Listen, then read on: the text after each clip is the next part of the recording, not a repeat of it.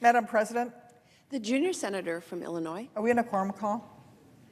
We are, I ask that the unanimous consent for the quorum call to be dispensed with. without objection. Thank you. Madam President, I come to the floor to talk about an important nominee to the Equal Employment Opportunity Commission, an agency that plays a critical role in protecting workers and upholding civil rights.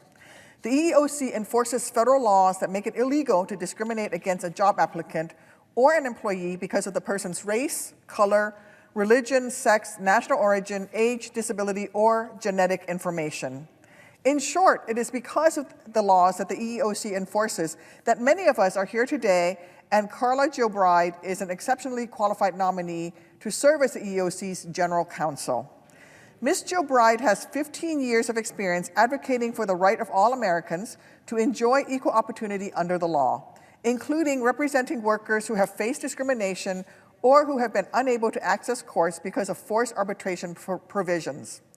As co-director of Public Justice's Access to Justice Project, she recently won a unanimous Supreme Court decision in which she represented a worker in a dispute over whether a Taco Bell franchise could force arbitration of the workers' overtime claims. She has also worked to secure workers' protection from sexual harassment, as well as people with disabilities access to licensing exams, emergency shelters, housing, and transportation. Ms. Gilbride's nomination is supported by over 40 organizations, including the National Women's Law Center, AFL-CIO, National Employment Lawyers Association, Disability Rights Advocates, and the National Disability Rights Network. As EEOC General Counsel, I know that Ms. Gilbride would continue to work to help all Americans thrive, but especially those hardworking Americans facing unsafe working conditions and those who might be systemically left out due to increasing use of sophisticated technology. The EEOC has such important work to do, and it should do that work with a Senate-confirmed General Counsel.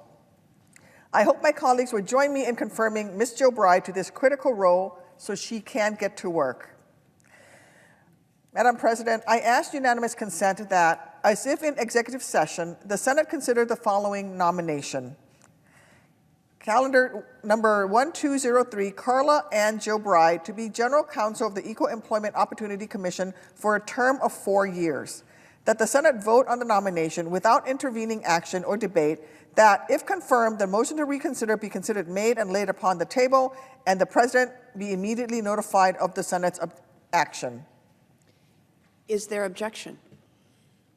Madam President, The junior senator from Indiana. reserving the right to object, I know firsthand how difficult it is when you navigate through any issues like this. I had a small business for nearly 17 years with just 15 employees. And I can tell you, whenever a small business, and that's defined maybe from 100 employees and fewer, it is a major issue, and you want to make sure when that occurs, you're not overly burdened through the process of whatever you're contending with. The EEOC is charged with enforcing our employment discrimination laws. As General Counsel, Ms. Gilbride would provide overall guidance and management to field office legal units and develop litigation strategies. During the Trump administration, the Commission saw many changes aimed at what I believe is always beneficial: transparency and accountability. And it was for the purpose of, when you get into these discussions with smaller businesses, not big corporations, they've got their staff of attorneys. You got to be careful that you're not burdening them with something that could disrupt their business, and who knows, depending on how long it might take, put them out of business. And remember, many of these small businesses, whoever the proprietor is, they're making their living out of it, not necessarily gauging a return on investment, so to speak. Unfortunately, some have called for the reversal of these changes for more transparency and accountability. For example, the Commission could reverse commissioner voting on the approval of litigation and the requirement to post these votes publicly online. If reversed, the General Counsel and staff would have the authority to commence litigation against employers instead of the commission like Congress intended it to be. The chair of the commission has also made clear that she will seek to reinstate the burdensome collection of pay data from employers in an attempt to identify pay discrimination. However, the reality is that this data provides no context for wages such as job experience, education, or skill level. How does that relate to Mrs. Gilbride?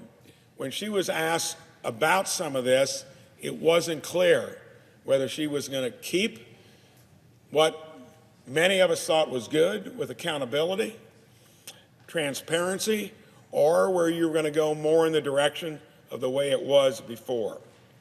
This position has too much impact on potentially many, many small employers, and all I'm asking for is that we don't do it today through unanimous consent, that we put it up for a vote where everyone is on record and where we can vet it more thoroughly.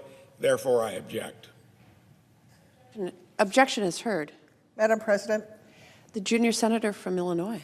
Madam President, I am disappointed that the Senate is not able to confirm Ms. Gilbride today. As I said earlier, she is an excellent nominee to fill this role, and I look forward to working with my colleagues to move quickly and confirm her when we return in January. Thank you, and I note the absence of a quorum. The clerk will call the roll. Ms. Baldwin.